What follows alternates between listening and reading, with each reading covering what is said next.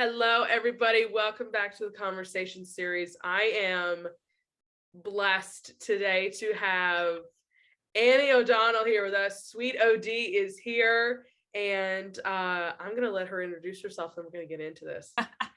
Well, thank you for that lovely introduction. But my name's Annie. You can call me Annie OD. Sweet Annie OD is all my handles on social media. I respond to anything, even the typical straight up Sweet Annie I've heard. But I am a sports content creator, host, analyst, throw all those words in there. I'm based in Southern California, big love of Southern California sports teams, but been a sports fan all my life and have, I would say, pretty recently have turned it pretty much into a career at this point. And that's pretty much me. I don't know what I feel like so weird when like I'm told what I say. All right, let me say a little bit more. Okay, I'm a Capricorn. I'm very proud. I've got my little seagull on right there. What's your sign? I'm a Pisces. Ooh, love it. So did you just have a birthday? I did, March 7th. Oh, happy belated birthday. Thank you very much. Yeah, thank you. Appreciate it. Let's see what else. We were talking Disney before this. My favorite Disney villain is Hades. One of my favorite Disney movie probably. I know it hasn't aged well, but I grew up loving Pocahontas, and music from that movie is one of my favorites. So, but I also grew up, honestly, two of my first Halloween costumes were Pocahontas and Esmeralda from Hunchback. So I know, literally, I know. I was like, you know what? Badass women. I'm all for it. I knew from a young age I was drawn to the strong female character.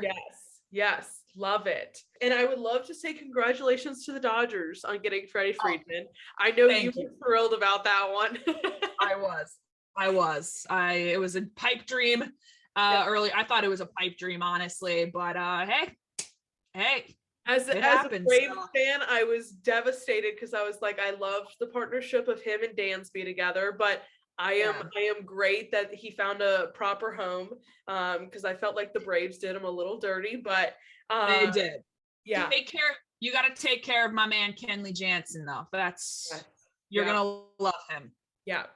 I'm excited. I'm really excited. I would love to get your take on Monday. For people who don't know, we went through, it was like a day filled of like just staying on Twitter, staying updated with NHL news. Oh, the trade deadline. It was the NHL trade deadline. Your thoughts? What was kind of, as you're a Ducks fan? Ooh, yeah. As like, was there something that stood out to you that you were like, okay, this was great, this was something that shocked you, and this is something you're like, oh, all right? There was definitely certain teams that I thought would make more moves and some that weren't. As a Ducks fan, obviously being one of the more, probably the most active team at the deadline, is being just a seller's market. I was very impressed. Obviously, we have a new regime, a new era under our general manager, Pat Verbeek, who took over for Bob Murray this year. And I absolutely loved it. This was the absolute direction that needed to be taken. Probably with this team, I would say 2 years ago, after that disastrous end of the season for the Ducks, where they fired Randy Carlyle, Bob Murray steps in and is the GM and the head coach, which what we know now from the toxic work environment he created in that organization was probably hell for the players. Don't doubt it. And just a direction forward. It was never admitting that this team is rebuilding. It was never admitted that, hey, we have to tear this thing down from scratch. We got to draft, do it all over again. And here we are. We have a guy that has no emotional attachment to these players. We have a guy whose job is to come in, build up a team and win. And he has the right training, obviously working under Steve Yzerman for as long as he did. He knows what it takes to build a winning culture, a winning team. And it looks like he's doing that. I mean, hell, 12 draft picks. I think now it's 11 now that the Donov trade was called off, but 11 draft picks in the first 3 rounds in the next 3 years. It's going to be good. It's gonna be Absolutely incredible. He's going to have a busy summer as well. yeah. I think with trading all the guys, $40 million in cap space to work with this summer. So It's gonna be fun. Hopefully a lot more active than Bob Murray was last summer. Yeah. Which I Yeah. But as far as, people that I thought the Bruins for sure would try and go after Rickard Rakell, and maybe they did. I think they did. But, and that was the funny thing about the Pittsburgh deal. Pittsburgh nabbing him, which I think is, I know they've only played one game. Rakell's only played one game with the Penguins, but the idea of him playing on a wing with Evgeny Malkin, just beautiful. Yeah. Because he's not really a center. He's not really a playmaker. He's an absolute sniper. He's a guy where you feed him the puck, he will put it on net. He's going to shoot. I mean, the man shoots, probably misses half the time, but the other half where it goes in, it's beautiful. Penguins fans are going to love him. But people were saying, Pittsburgh's pretty content with the team that they have. I was like, which is so surprising to me because they're becoming an older team. So you're like, we're going to have to start rebuilding it. You know what I mean? Like we all love the kid and we love Gino, but at some point you're going to have to start rebuilding. And I would have thought they were going to try to do more, but who knows what the next couple of years will hold for them. Absolutely. And that's why I think nabbing Rickard Rakell shows that management knows that time is limited with this core. I mean, you've got Letang and Malkin are both up this summer. So who knows what's going to happen there. I think Malkin stays and Letang goes personally, but we'll see what happens there. But I mean, it's inevitable. Every organization has to go through the peaks and valleys, the roller coaster, as one of my dear friends calls it, of being an organization. There's ride the highs, go through the lows, but what goes up must come down eventually. Yeah. I mean, you're a Carolina Hurricanes fan. I mean, you're at the rise right now, but there were some lows. There were about 10 years of lows that we did. A lot of lows there. And, but it builds a lot of character and it builds a lot of, fan dedication where, hey, you saw these guys come up with the organization. You remember when they were drafted. It really builds that sense of loyalty with fans. Trying to think who else I thought the Islanders would do a little bit more, given what they have, just because I think they got off to an off start just being without a home arena for the first month and a half of the season. That's hard, obviously, with COVID, injuries. I think they have a core. I mean, they were a team I thought was going to make the playoffs. I thought so too. After last season, especially. Right. I mean, you make it to, I guess last year was technically called the semifinals, but you make it to the conference finals / semifinal 2 years in a row. And then you go from possibly not making it to the playoffs this year, most likely not making the playoffs. But I mean, they have a lot of, obviously, goaltending there. 10 out of 10. Love Ilya Sorokin. Would have liked to have seen maybe something out of them, but maybe this is a Lou Lamoriello move where he says, hey, just an off year, take it off. We'll come back next year. I believe in this core. Obviously, Colorado, adding Andrew Cogliano, adding Josh Manson. Love those moves. We'll see if they can make it past the second round this year. That's going to be key for them to get that monkey off their back. I do think they upgraded with Darcy Kemper in goal, getting him last summer. But I mean, they're a team that's very exciting to watch, and it's hard not to bet on Colorado, but it's the playoffs. Anything can happen. That's the Stanley Cup playoffs. You just, you've got these top seeded teams. Oh, nobody's topping them. And then you look, I mean, God, look at 2019, Columbus and Tampa Bay. Like you never know. It is, we were hoping we were going to get a defenseman because we so badly, like there's a few spots where we could be better. Right. And we were like, okay, hopefully we're going to get a defenseman. And they're like, well, you're getting Max Domi. And I'm like, I'm not mad about it. I like Domi. Right. Like, I was so hoping for a defenseman though. Would have loved to have given you Hampus. I mean, the fact that, and I have friends that are Bruins fans, so I need to be careful here. But the fact that like my friends are like retweeting Hampus stuff on my timeline, I'm like, stop it. Like, which granted, this was 100% the right move was to trade him. And I have no doubt about that. But there's just still that fan nostalgia where you're like, But it is what it is. Honestly, Carolina's a team that I knew they were going to make the playoffs, but I was at first not impressed with the Freddie Anderson acquisition. This is coming from a Ducks fan. I love Freddie. Yeah. But I was like, he didn't really impress me much last season in Toronto. Holy hell was I. And I will hold that L so proudly.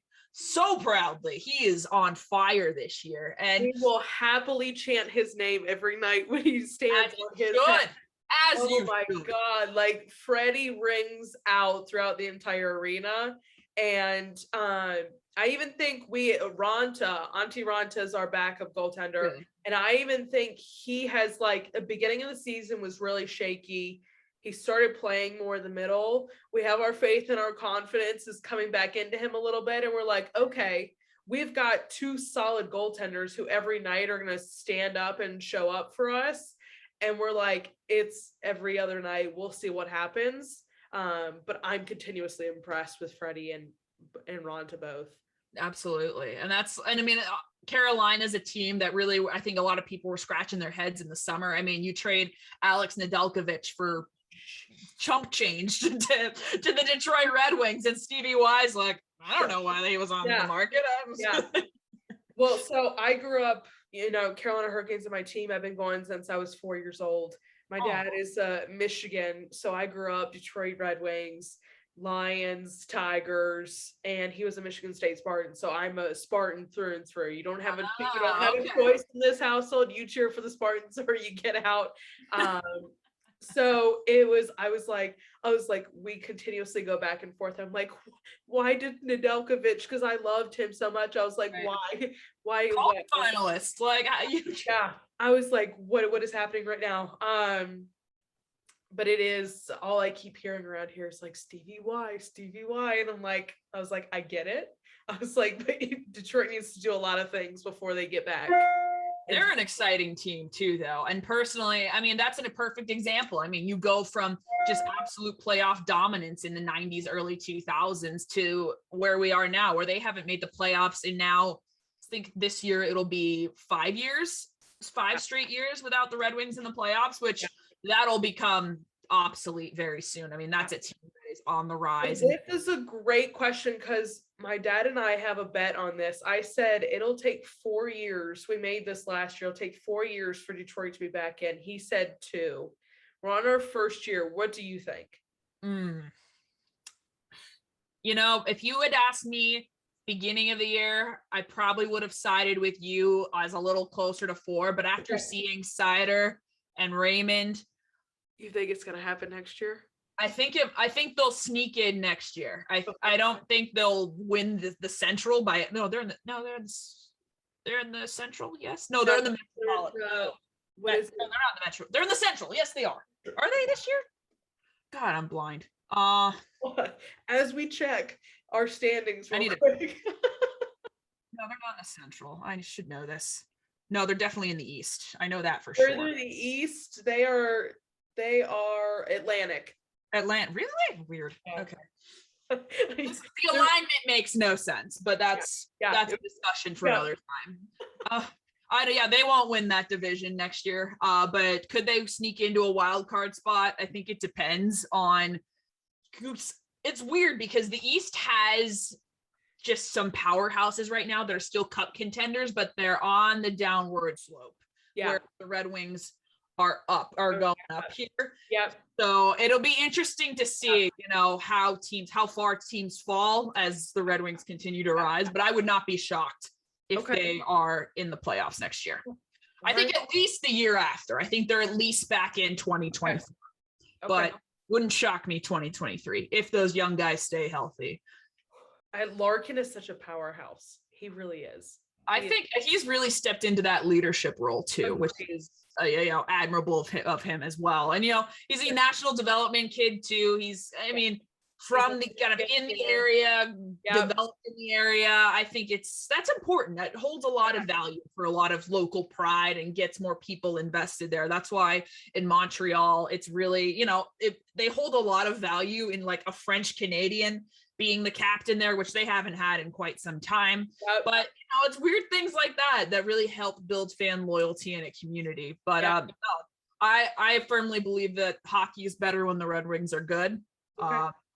as somebody that, as a Ducks fan that suffered at the hand of the Red Wings quite a couple times in the 2010s, and nothing would please me more, please me more than that rivalry to be reignited. I absolutely loved it. Like it was just fun. It was one of those things where, you know, this rivalry really has no business being as intense as it is, but because they've had so many playoff bouts, like it's just perfection, especially for the era that it was in. Yes. So I'm rooting for that to come back, which is why I really liked the discussion and kind of the narrative around the Calder discussion this year with Seider and Raymond versus Zegras and Drysdale. Obviously, Drysdale, you know, is not in the Calder discussion at this point in time, unless he just tears up this last month. It's not going to happen. But the discussion is around, you know, Moritz Seider and Zegras, and it really reignited that spark between the fan bases, and it got me so hyped. Love it. I love it. I'm a huge fan of the rivalries, and just like Capitals for us is like massive. And really? Capitals and Hurricanes? Yes. We cannot stand each other. I mean, that makes sense. I guess that makes sense. Yeah. So it's been a rough year this year. Yeah. We're playing them in the outdoor game next February, which thrilled about. They're playing in my college stadium, which I'm also so excited about. But I'm nervous after this season. I'm like, okay, we got to do better next season playing against these guys, because we are not setting the tone for hopefully what is to come in the outdoor game. It's, you know, I'm anxious to see what those, I think the outdoor game also brings the jerseys, which are the best part, in my opinion. Yeah. But no, it should be fun. And I love that they're going to different places. I love that, you know, we're not getting the typical, you know, what is it? The Blackhawks were in like 7 outdoor games within their tenure. I was like, I wouldn't be putting them in outdoor games anytime soon for multiple reasons. Yeah. But get some new faces in there. Get some, and now that the Carolina Hurricanes are a powerhouse and one of the top teams, you kind of have no choice but to put them in. Yeah. I'm gonna say, you're gonna put the Preds in 2 outdoor games in 3 years. All right, move aside. Let's. Yeah. Like, what is this? Like, what is this? Start including everybody. Don't get me started. Get me started. Yeah. As someone that's her outdoor to get her team in 1 outdoor game, and I get it. It doesn't snow in California, but I would like a little bit more representation. And I love that they switch up the teams. And when I heard Bruins, Penguins the Bruins are getting the Winter Classic next year at Fenway Park. I'm like, again, you're like, really? Yeah. You're like in another baseball stadium, really? Yeah. And like, or just, you know, I get Fenway's iconic. I get it.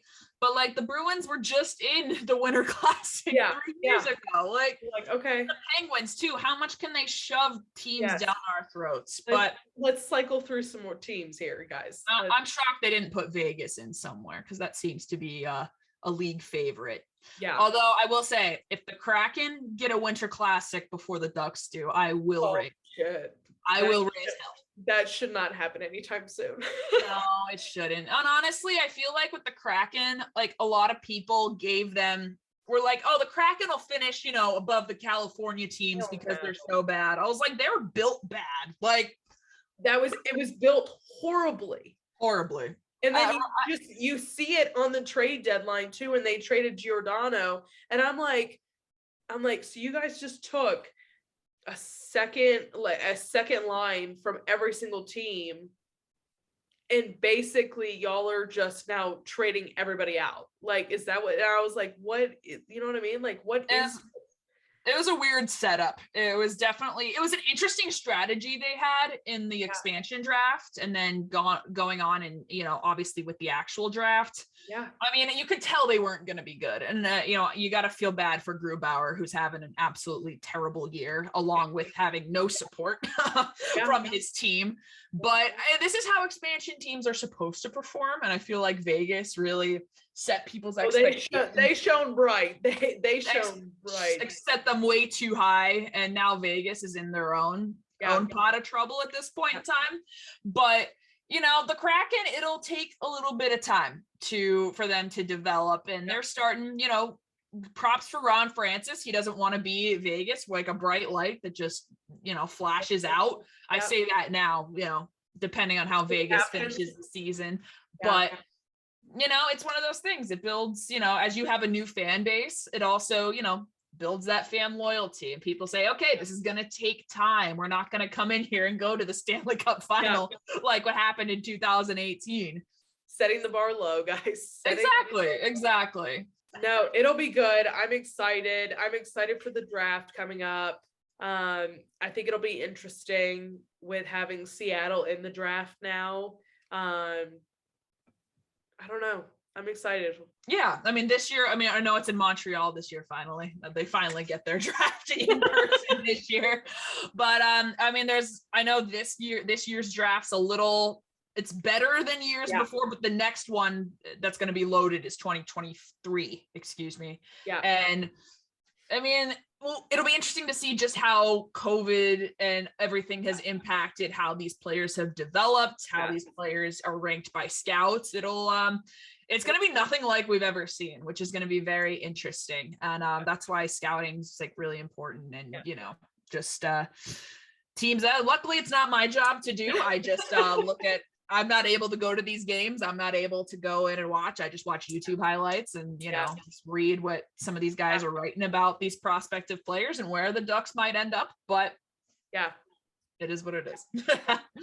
I want to shift gears a little bit. I've been having a massive conversation with everybody. NFL right now, QBs are getting paid in a massive amount of money now. It's tough with the new stadiums being built at like billions and billions of dollars, and now quarterbacks getting paid. Aaron Rodgers, $200 million. And then you got Deshaun Watson coming into Cleveland. What are your thoughts coming up for this season? Are we going to, or do you think that these guys that are getting these quarterbacks are actually producing the dollar value that are attached to them?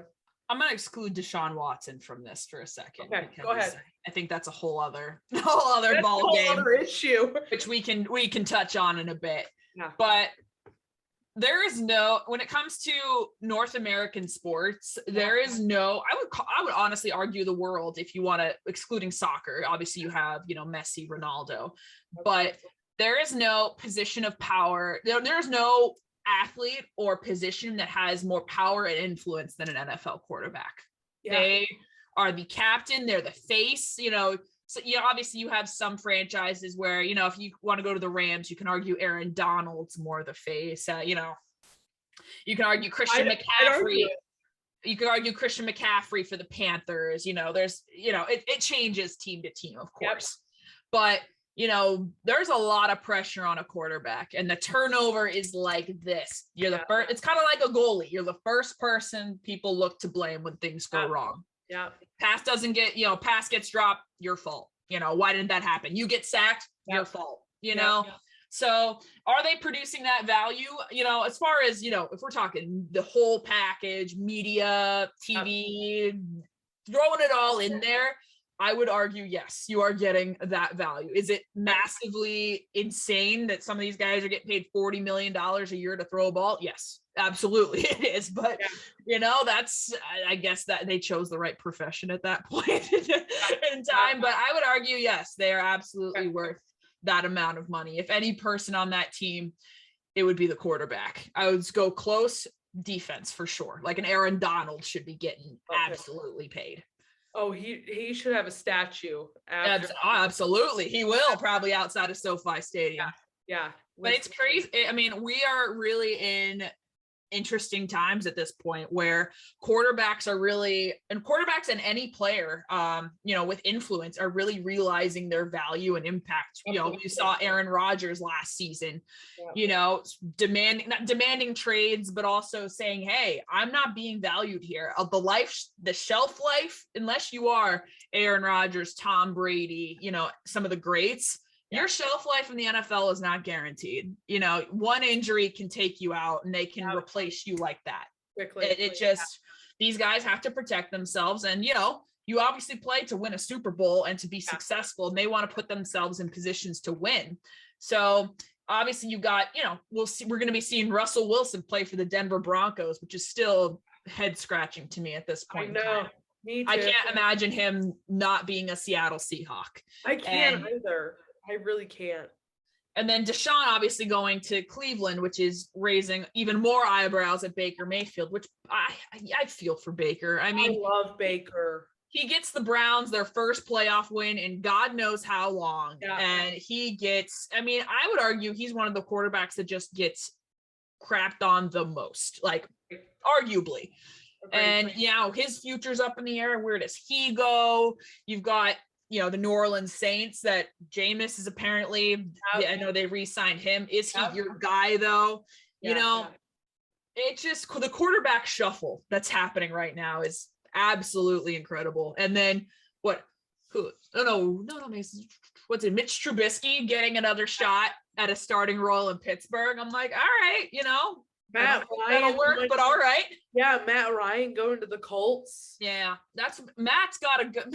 Matt Ryan's one of the more underrated quarterbacks, in my opinion. I think he gets a lot of flack, especially after that Super Bowl collapse, which wasn't even his fault. He did his job. I compared it almost to Matthew Stafford. Like, Matthew and Matt had both been with the Falcons and the Lions for so long. Matthew Stafford gets to go to the Rams. Are we going to see the same thing kind of happen with Matt Ryan in the next couple of years, where he pulls it out and is like, just turns the Colts around and says, okay, here we go? Because the Colts are pretty well put together. Oh, I'm excited to see what Matt Ryan can do with Jonathan Taylor. That's going to be, plus I like from Carson Wentz, it's a total upgrade right there. Agree. I don't know why the Commanders saw the available quarterbacks and thought that Carson Wentz was the guy for them, but Carson's a nice guy. Don't get me wrong, but not my choice of quarterback at all. No, agree. What do you think Lightning this coming up season? Will they pull out a third win? Part of me, listen, there's something you need to know about me, and maybe you've taken it if you follow me on TikTok, is there is not a hockey player I love more in this world than Corey Perry. I love the man. Ooh. I love the man. I had a life-size poster of him in my college dorm room. I made t-shirts and threw a party when he won the Hart Trophy in 2011. I love the man. I want nothing but the best for him. Yep. So if the Lightning win a third cup in a row, I will be ecstatic for him and no one else on that team. Yep. But I don't think they do it. I just think winning a cup 3 times in a row in this day and age is just too hard. Do I think Patty Maroon is lucky enough to be able to go and get a fourth ring in a row? No. Nah. I mean, at that point, I gotta ask. I'm like, yo, man, what deal with the devil did you strike here? Like, you gotta drop me a name and a number here.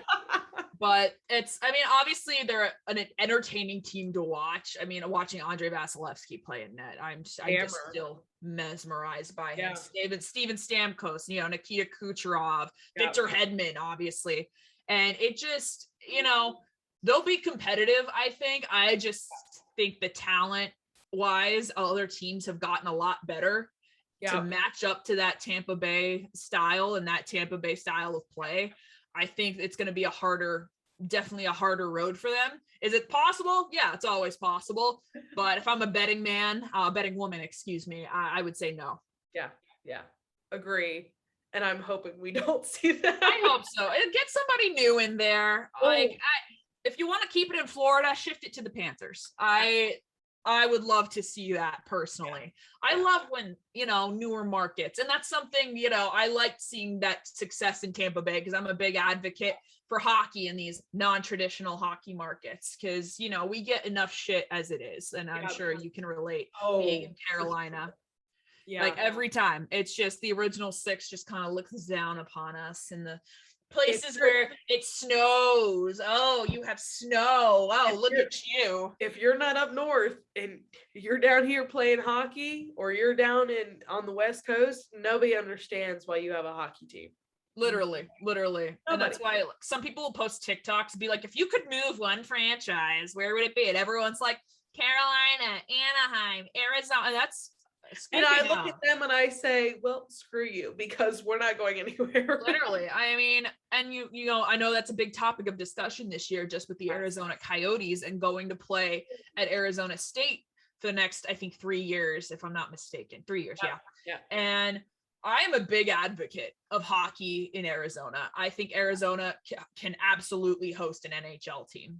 They've had success before. And I'm like, they start out really well, and then we get close, and then you're like, what happened? Right. Where did you go?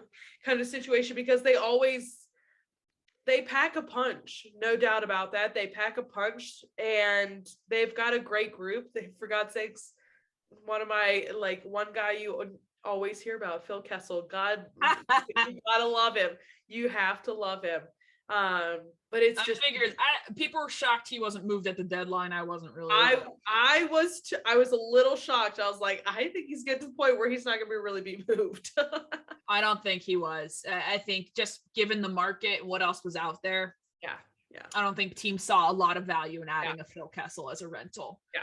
And that's no disrespect to him. The man can still play a hockey, but you got sexier pieces out there. Your attention and your eyes are going there. Yeah. I want to go back to NFL. Were you shocked? Was it a few weeks ago? Tom Brady comes back out and says he's not going into retirement. That smelled to me like a really bad PR stunt.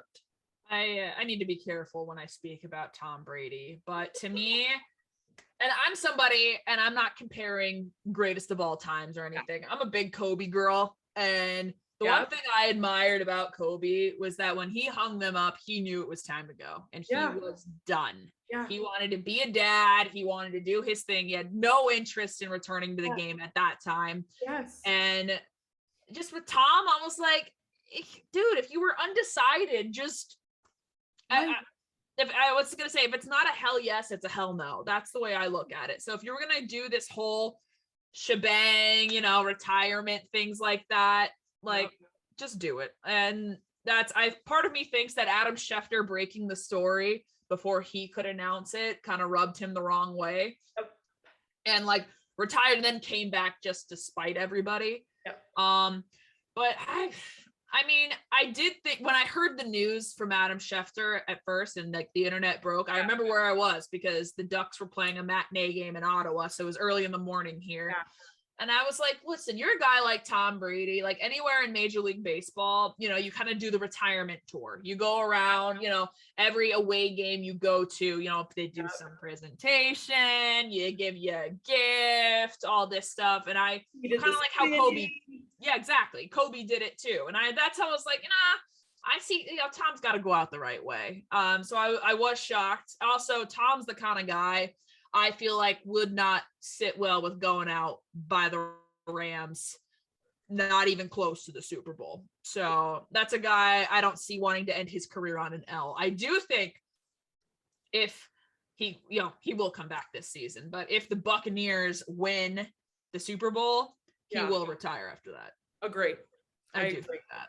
I think he said towards the end of the season, he was like, I'm so glad I'm not in the Super Bowl. And I'm like, you're retiring. I was like, you would not want to go out without a ring. I was like, we all know you, Tom Brady. We know you don't want to leave without another ring. I was like, you've got what, 5, 6 now? I'm like, we are all familiar with you, and we know this is not how you like to do things. The jokes were pretty funny. I did find like the memes. Not the Wolf of Wall Street one that every white boy was tweeting. I like the ones where people are like, Tom Brady when he eats a strawberry for the first time, Tom Brady after a sip of coffee, like just funny, poking fun at this guy that's very weird, like on like the TB12 method where the man doesn't eat anything basically. It reminded me of the line in Miracle when they were playing the Soviets when they took out goaltender at the beginning of the second period. He's been taking off bread and butter for the last decade. I was like, wow.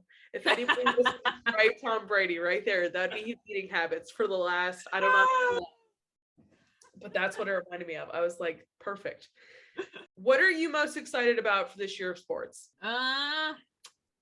This year's sports, that's good. This year, like 2022. Yeah. I mean, I'm excited to watch this Los Angeles Dodgers team play for sure. Especially given the lockout where we didn't know like how much of a season we were going to have. I'm excited to see a healthy Lamar Jackson back on the field. Yeah. I think he's one of the more exciting players. That's why I love him, is that he's so true to himself. Yeah. And he doesn't, despite what everyone and their mothers says about him and his play on the field, he does what he wants. He knows how to get the job done for his team, and he's progressing, growing in the league. I don't know. He wins unanimous MVP 3 years ago. Well, now a little over 2 years ago now, but 2 seasons ago, and people still like to disrespect him and put him like Absolutely. 15th on their list. I'm like, y'all just want a narrative. Y'all just want a discussion here. Yeah. So I'm excited to see that. Is it weird to say?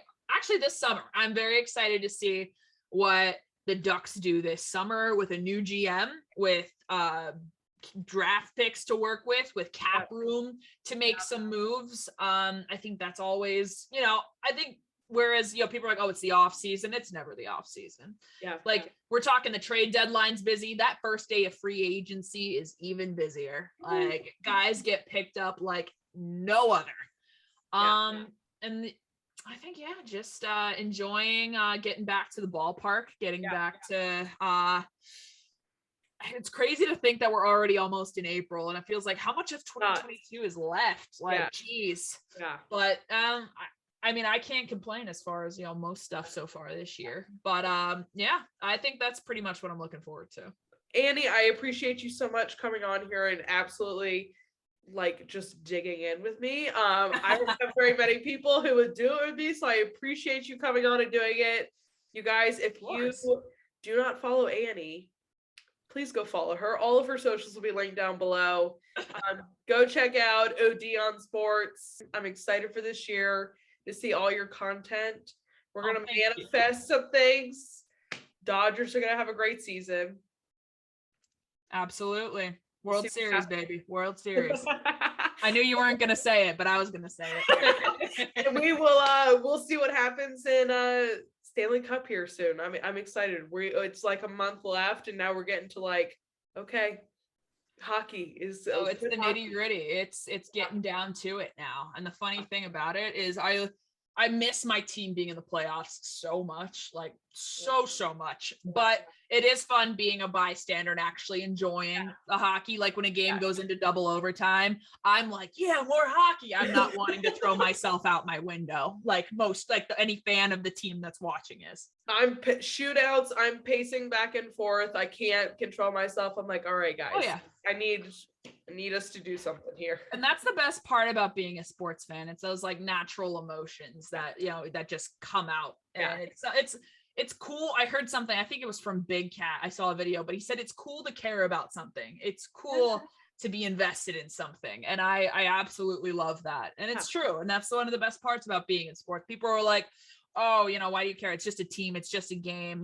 People that care about the sports team, all this. I'm like, people need something to believe in. People need something to get excited and be happy about, especially in today's age. So I love it. I love those natural emotions and the things we do for our teams that make us think that we're helping when we're, all we're doing is changing our shirt. All we're doing is sitting in the same spot on the couch. Yeah. I love it. Absolutely love it. Love being a sports fan. It's the best thing in the world. Absolute best and the worst thing, but we love it. Yes, agree. Totally agree. Annie, thank you again. I appreciate it so much. I had a blast. Of course. And you guys, as always, I will see you guys back here next time. Bye, y'all.